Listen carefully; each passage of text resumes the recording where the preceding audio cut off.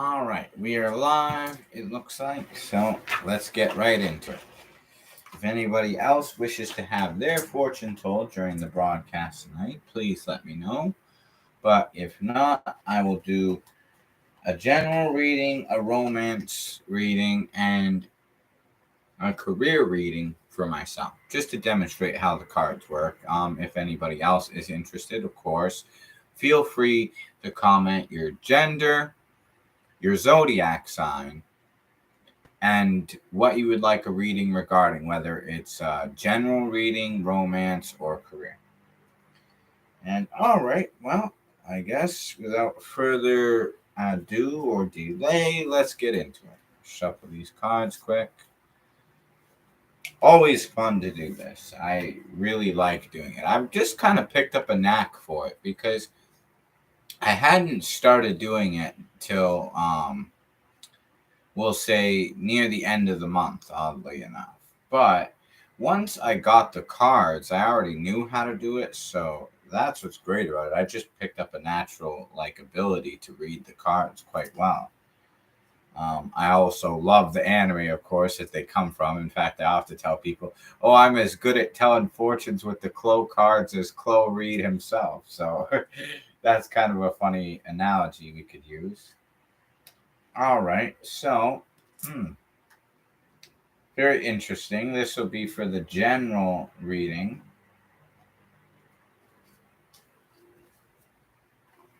So, what my cards are this evening.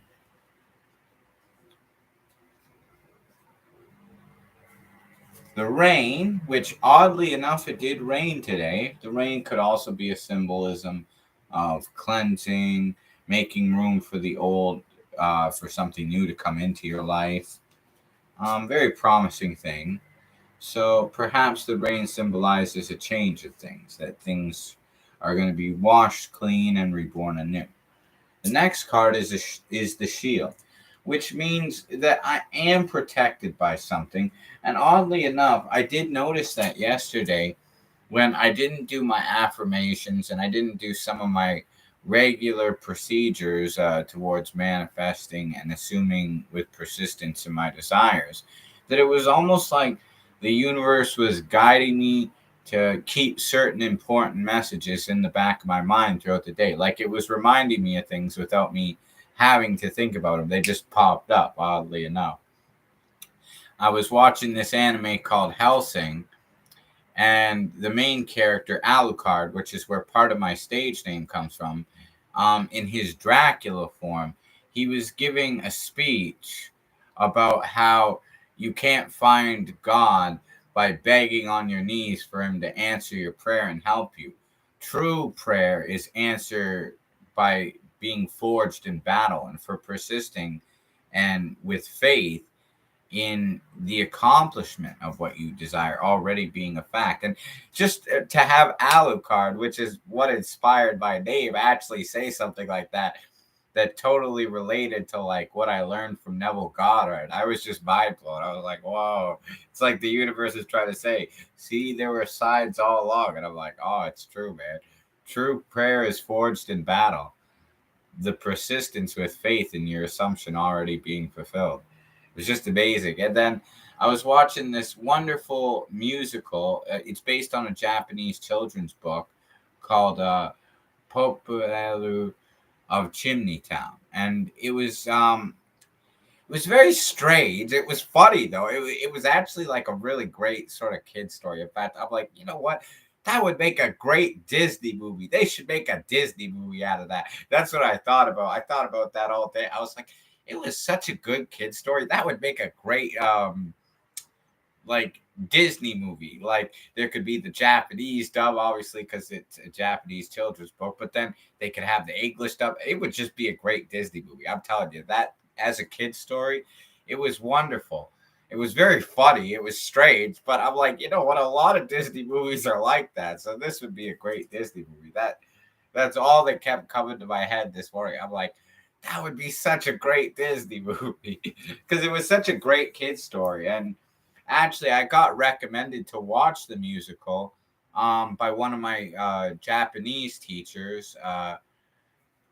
Actually enough, I'll show you her book because I study Japanese from her even still.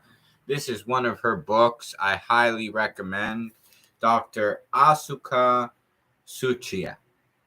And yeah, it's a really great book. This is Hiragana. I plan to get more of her books when I finish studying the hiragana. But yeah, she recommended like this to all her students and people who have signed up through social media and are reading the books in attempts to improve their Japanese. Like this is actually a very good way, she said, to improve your language abilities is to kind of approach it like you would when you were a kid. When we were learning English as a kid, to anybody who speaks English, think about it like this. How did we pick up on English even before we understand it? Through songs, through movies. We understood what was going on. We really liked it. It kind of put us in a good sort of mind state. We enjoyed learning what we learned as kids when it was exciting, fun things for us to learn. Everybody learns differently, but a lot of people, they learn things through watching movies and listening to music. So that's what's kind of fascinating about that is it is a really good approach to help you with learning any sort of thing, especially like another language. And my Japanese is already pretty good, but I want to master it so good that I can speak it better than any foreigner I know. That's the goal. So yeah, that's where the shield card comes in. So we have the rain, we have the shield. The shield is that the universe is really looking out for me, it's watching over me, moving forward into the general future. And that's why it's sending me signs to, like, keep my faith strong and let me know that it's aware of everything. Because, yeah, as I was saying about this musical, like, it was very funny and it was even strange, like some of the ideas. They were very creative, and I was like, wow, I never thought of an idea like that. That's very unique. But it was also very inspiring. Like the whole main story was about wanting to see the stars in the sky, right? And they lived in this town that was like lots of smoke above all of the town. Like the whole sky was filled with smoke because it was all these chimneys on every house just puffing out smoke. And most people worked as like chimney sweeps. And like, yeah, everybody wanted to see stars, but there were these crazy people called the interrogators that were in charge of like the whole town, and they refused to let anybody like basically do things that weren't within society's acceptability, which included believing that there was anything beyond Chimney Town or like the smoke that was above it, meaning they didn't even believe that there were such things as stars. Anybody who tried to say there were stars in the sky, they were like labeled as crazy and they would be punished. And all these crazy things happened to anybody who tried to believe there were stars above the sky. But this one guy, he refused to accept the idea that there were no stars. So he took a boat and he actually tried to leave Chimney Town. He was attacked by the interrogators, it seems like, trying to leave town. But he wanted to leave town to discover if outside the town you could see the stars above the sky. And his son ended up becoming friends with this living monster made of garbage. It was very funny. It was very random, but at the same time, like this child, because he wanted to like see the stars like his dad had always talked about. That was his dream, but he didn't know if he could ever do it. And by the end, he actually developed a way, like through this crazy plan and some help from the like trash monster, Popuel, Popuel, yeah, Popueru. He was the trash monster, and this other guy named Scopu, and he was very funny because Scope was like always drinking sake and he was always drunk and he would say things that he shouldn't say, like to the good characters, like, oh, I shouldn't have said that, and then to the bad guys, oh, I shouldn't have said that, because he was drunk, he wasn't thinking clearly, right? So it was very, very funny. It was just overall, like, it was a great time to watch it. And just with the idea of not giving up on your dreams, like that was a very heavily emphasized point near the end of the story. I don't want to give it away. I'd recommend anybody go read the book, Popueru of Chimney Town, or watch the musical that I did. If you want information, just comment below too. I could definitely send you the same link I saw. It was just great. But yeah, like the whole idea near the end of the musical was that you can't give up on your dreams. They actually had built this contraption to take them up into the sky, and they were going to use bombs to blow all the smoke away so that everybody could see the stars. That was the dream, and it's just beautiful. No matter how crazy, no matter how big the dream is, they like made you believe, wow, you could really achieve anything. And I'll tell you what, watching it, I felt like I was a kid living in Japan. It was just a wonderful experience. Like, I forgot all my worries, all my troubles, all my problems. It was just a lot of fun. Let me clear my throat before we get to the next one. But yeah, I did kind of talk about that for a while, but it was a great experience. So, and that's why I relate to the shield card. It was kind of the universe saying, like, don't give up on your dreams. You can find God within if you persist in your assumptions and believe. So yeah, rain, cleansing, rebirth. My dreams will shield me through all the hard times. The voice, which that's kind of suggesting that my voice is one of my greatest strengths. So I should use it to the best of my ability to not only succeed with my career, but with everything else in my life. That's why it's a general fortune. And then the move, I'm going to make the right move at the right time, and it's going to be a pretty big move, I gather.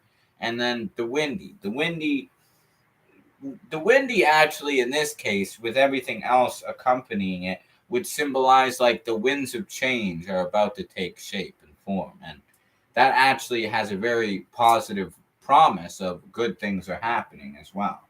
That everything is all sort of coming aligned in center stage. So that is really good.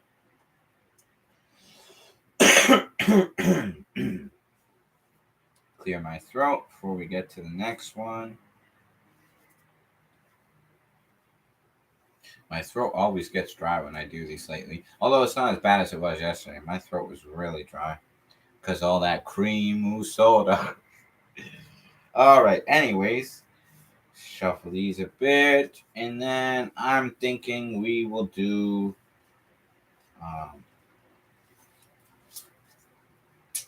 We will do romance first, and then career second.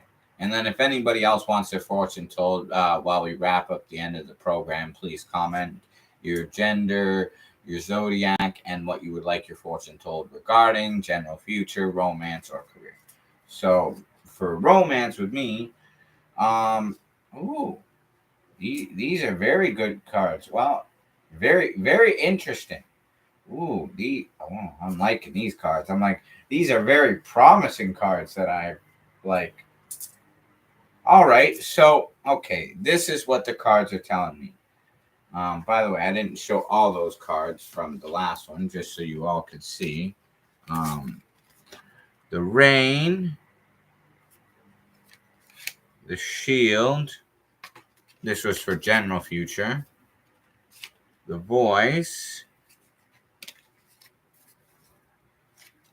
the move, and the windy, which was actually the first card that Card Captor Sakura actually got in the show. Oddly enough, was the windy card.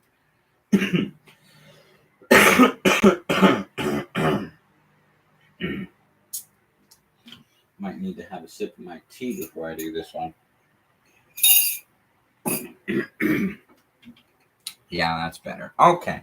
So with romance, this is actually a very interesting fortune.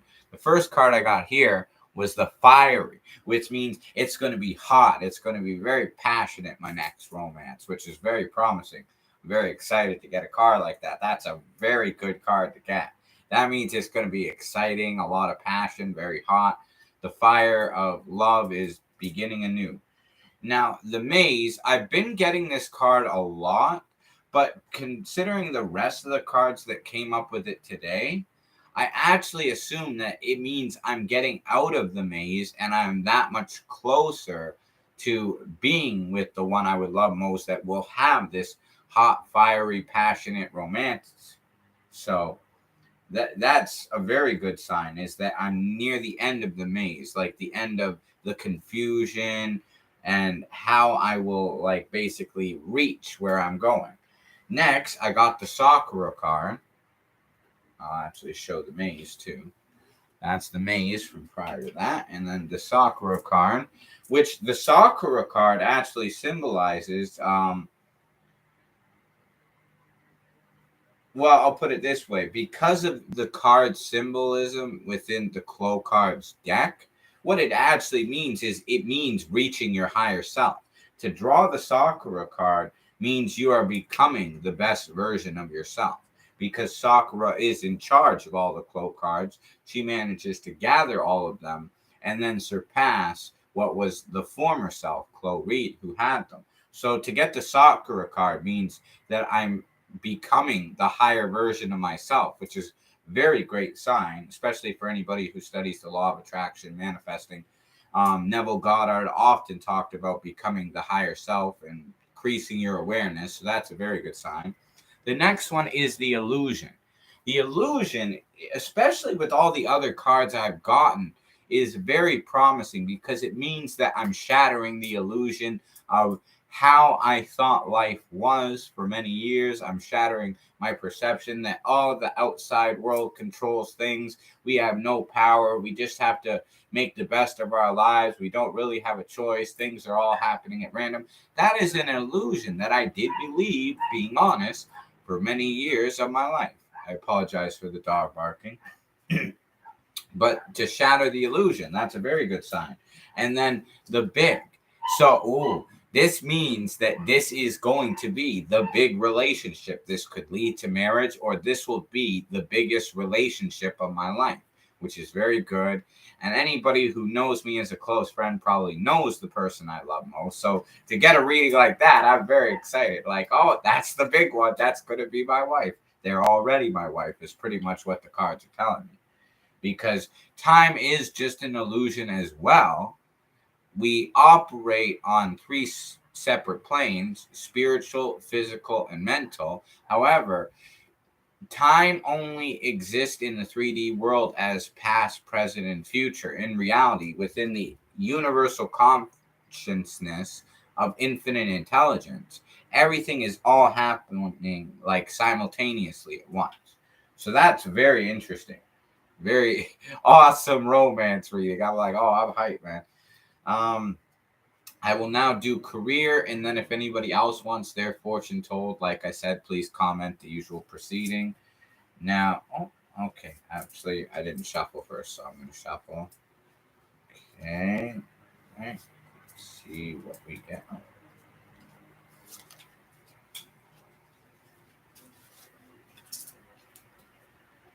All right. So, the float,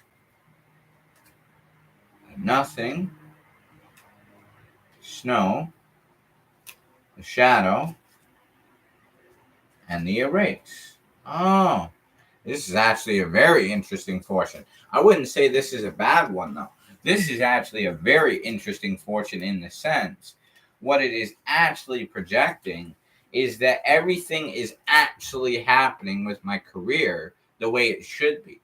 What it's saying is I'm floating because I'm reaching new heights that I had never reached before. I am doing so much more than I ever did. I am basically rising above, increasing my awareness and becoming more successful. That's what float is, because float is light. It's effortless. It's not like flying. It's effortless. It's floating. Snow, which is a calm kindness, a good sense of spirit, it is basically saying that unless provoked, unless there is a disturbance in the natural course of things, that it is the beginning of a new season as far as the career. I talked about this before. Oddly enough, it showed up again, so that must be a good sign. The next is the nothing. Now, some people might perceive that card as being a bad one. It's not. Also, I'll show these ones. The float, the snow. What the nothing is actually saying is that nothing needs to be done more than is already being done. Meaning everything is actually running its natural course. It's basically like the universe is saying everything is going perfectly to plan. You don't have to worry about what more you could do or what more you should do, which I admit kind of had anxiety about that lately, wondering, how could I get people to listen to my music more? How could I sell more records? How could I work with some of the artists I would want to? What the nothing card is saying is, don't worry about that. It's already taken care of. The universe is aligning everything to make it so way ahead of its time before I even see evidence, which is where faith comes into practice. The next is the shadow.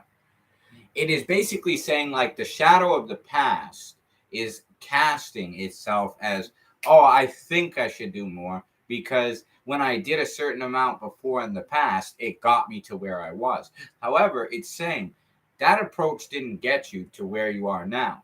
With the path of least resistance, you have risen and floated above it much higher.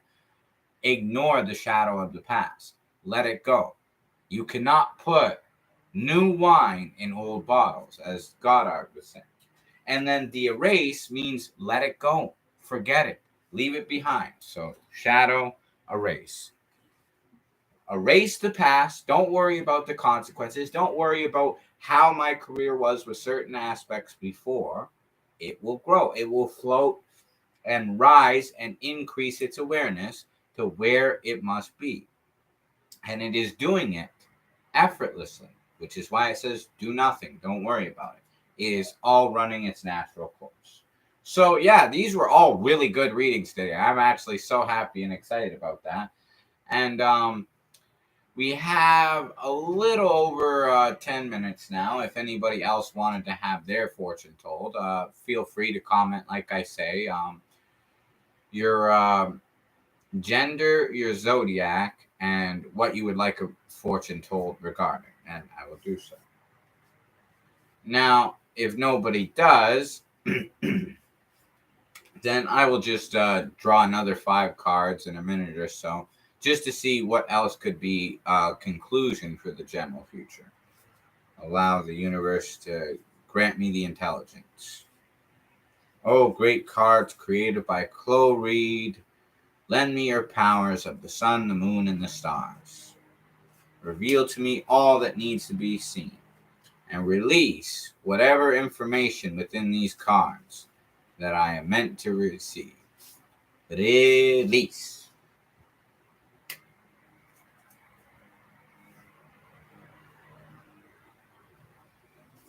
All right. Well, the jump. Oh, okay. As far as the general future goes, it's going to be a big jump, but it's going to be sweet. The next is the change. I got the change card, so that means a good change is coming. I'm going to create something. Something with a song. These are all really good. I like for a general future, these really seem like bang on the money. Like these were definitely good cards revealed to me. So the jump, and as you saw, I've been shuffling them every time. I got these all at random. So the sweet, the change, the create, and the song. So yeah, these are all very good cards. What it's basically saying that I can understand from reading and interpreting these all now is as far as my general future, it is a big, massive jump that I'm taking. Currently in the process of it. It's saying like spiritually, mentally, emotionally, physically, everything is ascending. It's reaching a new place it had never gone before. A big jump. However, it's all going to be sweet as the end result. This is all paying off in a very sweet, wonderful way. And it is going to result in a massive change, the change card. And through this, I'm going to create something very beautiful as a result of this big jump, this massive change, and the sweet things coming into my life with songs, the song card, music. So my music will prove to be my greatest strength in all this, in overcoming the adversity of the big jump by creating songs, by changing my life and my faith of everything. Everything will turn out rather sweet. So yeah, these are very promising cards as far as my own fortune to be told. I was hoping I would have had somebody else to tell their fortune tonight, but like the first episode of this, I didn't end up telling anybody else's fortune then either. At least I'm not getting heckled like I was that episode. That was just, I'll put it this way. Those people must have been the most immature people I ever had the misfortune of commenting live on my videos. So I'm like, you know what? I think I'd rather get no comments at all than get haters. But either way, it is what it is. If somebody does want to have their fortune told after watching this video, then please check out the live programming every night at 7. We usually do it. If it is a little bit later, it's because there might be more that I have to do that day.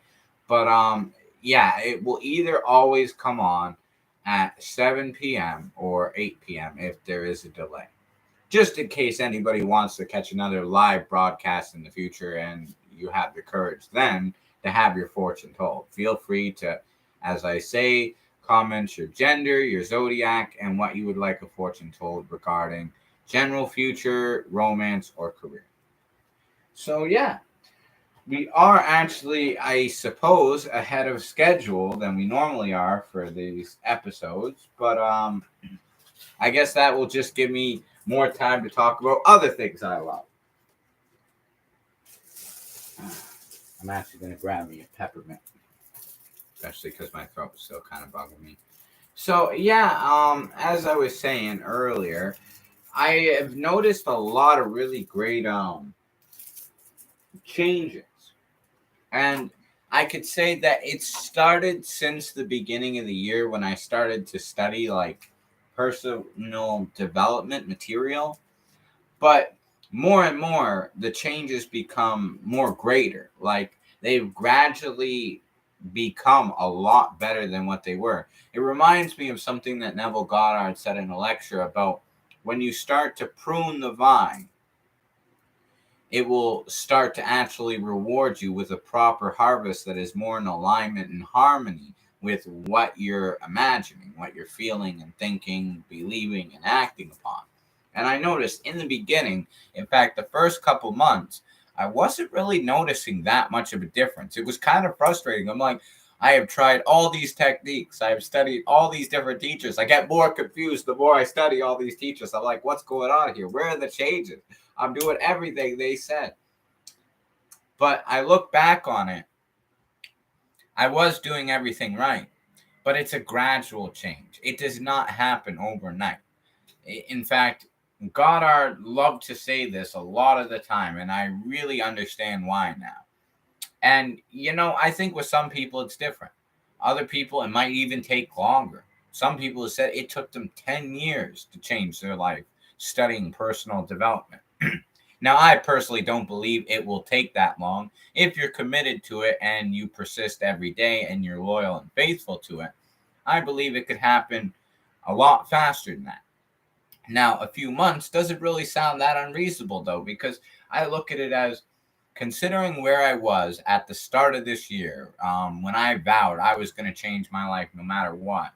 I am a lot different than I was at the beginning of the year. And he often says, Neville Goddard, that every vision has its own appointed hour. And he's speaking upon like when you assume something before the assumption is actually fulfilled and revealed in reality or displayed as something the world calls real, it has to be natural to you. Now, how do you make it natural to you? You persist in it every day as much as possible to the point it becomes your dominant state, to the point that you are more living the character who already has this than the character who doesn't. And I really do believe that that makes sense. And Goddard really has the formula down packed. In fact, I believe a lot of these law of attraction coaches and teachers and manifesting masters and all that, they're all following Goddard's principle. They're just operating from a different perception. They have different views of how they perceive reality to be. However, if what Goddard said, and this makes a lot of sense, is true, and I believe it is true, is that all things are possible through God, and all things are possible to he who believes. So if you don't believe it would take you that long, and if you believe, well, yeah, I already have it. Like, it doesn't matter what the 3D shows me. The universe gave me these desires for a reason. Creation is already finished. The Bible even says that, right? So if it gave me for these desires for a reason, and I already have them, then it doesn't matter if I see evidence of it. I just assume I have it. And it will run its natural course to become fulfilled. It cannot force itself to do itself in an unnatural way. Now, this might sound odd, but when I was watching the anime Death Note and I was reading the manga, I noticed something very interesting, which actually revealed to me an interesting concept that made me think of this whole approach of the law of assumption and everything having to run its own natural course. Now, when certain people use the Death Note, they couldn't make it do certain things that were unnatural. This notebook already in itself was unnatural. You would sit there and think, what do you mean? It's like, first of all, there's not really a notebook that we know of. I mean, there could be. Who knows? Maybe there's one that a Shinigami really has in this world that we've never found. I'll play devil's advocate and say, hey, it could really exist. Just for the sake of argument's sake, to get to my point. The point is, though, we don't know that this really exists. So this is already a fantastic idea. However, even the Death Note had limits. When you would write somebody's name in it, you had to have their face in mind and their name.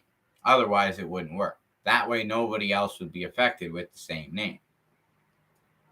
However, it was unnatural to write things that were considered impossible as far as circumstances leading up to the person's death. Like Light tried this, the main character, when he got the Death Note, he wrote that one of the prisoners would die in front of the Eiffel Tower in France. Now, it would be physically impossible to actually get, like, unless you invented a teleporting machine at this point, right? To get from Tokyo, Japan, a prison there, all the way to Paris, France, in front of the Eiffel Tower in an hour. That is not, like, unless you had a teleporter, not possible. It would take you longer than that to fly there. Let's say the prisoner did escape. It would take him more than an hour to even hijack a plane and get a plane to fly him to Paris, France. Therefore, that wasn't possible. He just automatically died of a heart attack of default. Now, I'm not encouraging anybody to go trying to find a Death Note and kill anybody. I'm just using this for the analogy, though, that everything in the universe does have to run its own natural course. It cannot do things that are unnatural, even for something that is normally considered unnatural. Now, when you think about goals and they're so much bigger and beyond you, you're thinking, well, how would it be natural to achieve that? That is the old paradigm talking. That's the old version of yourself, the old man that you have to let go and burn to a crisp and die in decay and leave behind. But still, the fact is, we are conditioned to believe certain things are possible and certain things are not.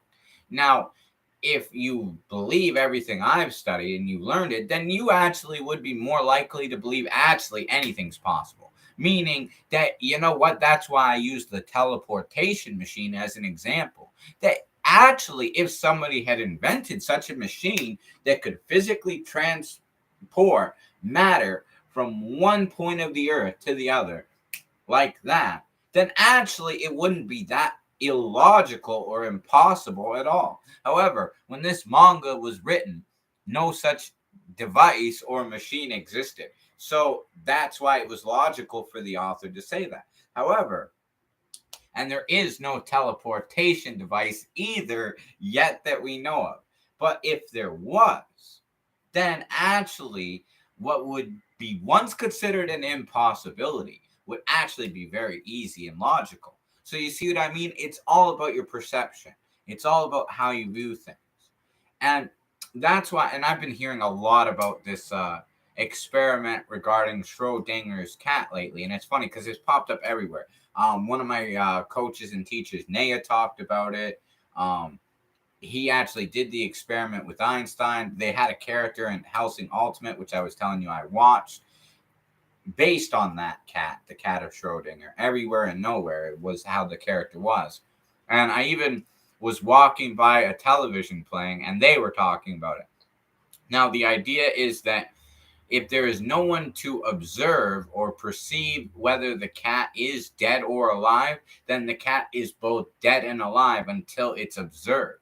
Meaning it's both possibilities until they know for certain whether it is or it isn't.